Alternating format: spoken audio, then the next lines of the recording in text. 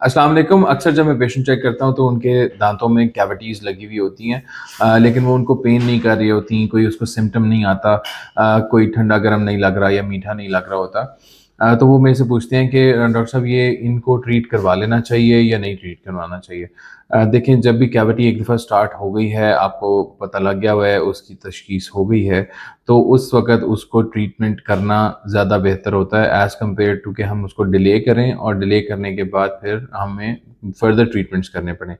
शुरू में जब कैविटी होती है तो उसको हम क्लीन आउट करके फिल कर सकते हैं, और दाँत की जो दो पहली लेयर है या दूसरी लेयर है, तब तक हम उसके अंदर, जब तक कैविटी है उसके अंदर हम फिलिंग कर सकते हैं।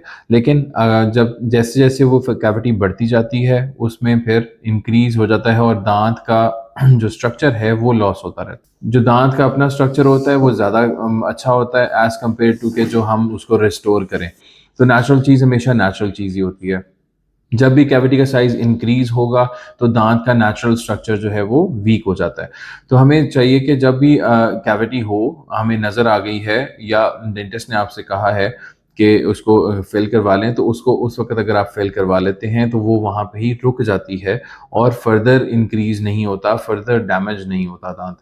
अगर आप with the passage of time थोड़ा-सा डिले करेंगे और डिले करने के बाद वो नेक्स्ट लेयर में चली जाती है, तो पहली तो लेयर जो है वो उसको रेज़िस्ट करती है काफ़ी ज़्यादा, इनेमल जिसको बोलते हैं। लेकिन अगर डेंटिन में वो कैविटी चली जाती है, तो फिर वो ज़्यादा जल्दी प्रोग्रेस करती है और उसमें चांसेस होते हैं कि वो नाक के चेंबर के ज़्यादा करीब आ जाए।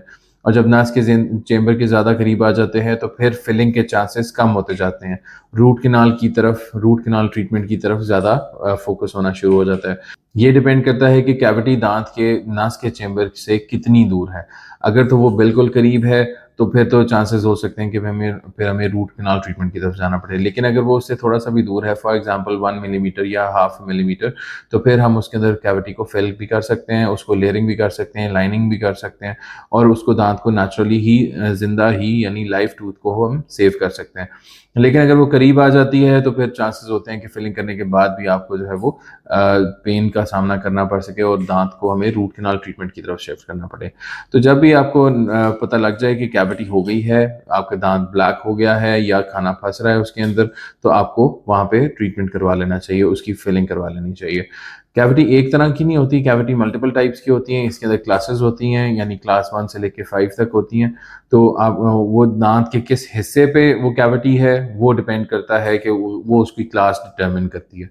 फिर हर फिलिंग को करने का एक डिफरेंट तरीका है, हर क्लास को करने का एक डिफरेंट तरीका है और उसको उसी तरीके से करके हम उस दाँत को वाइबल बना सकते हैं। अगर कैविटी लग गई है और सिम्पटम आ रहा है, सिम्पटम क्या मतलब है कि उसके वो आपको इंडिकेशन दे रहा है दाँत के आपकी दाँत के अंदर कैविटी है, उसमें आपको दाँत के अंदर ठंडा गर्म भी लग सकता है, उसके अंदर आपको दाँत जब आपको मीठी चीज़ जिस तरह खजूर है या कैरामल वाली चॉकलेट है, वो आप जब लेंगे तो दाँत थोड़ी देर के लिए दर्द करेगा और उसके बाद ऑटोमेटिकली ठीक हो जाएगा। अगर आप इन सिम्पटम्स को इग्नोर करेंगे, तो फिर ये मामला बढ़ता जाएगा। अगर आप इनको बर वक़्त ट्रीट करवा लेंगे, तो आपको फर्दर डैमेज से भी बचत हो जाएगी, फर्दर एक्सपेंसेस से भी बचत हो जाएगी और आपका ट्रीटमेंट शॉर्ट होगा और ड्यूरेशन भी शॉर्ट होगा। आपको बार-बार डेंटिस्ट के पास विज़िट नहीं करना पड़ेगा। अगर आपका इसके बारे में कोई सवाल है, डेंटल कैविटी के बारे में, तो आप कमेंट सेक्शन में मेरे से पूछ सकते हैं। Thank you so much.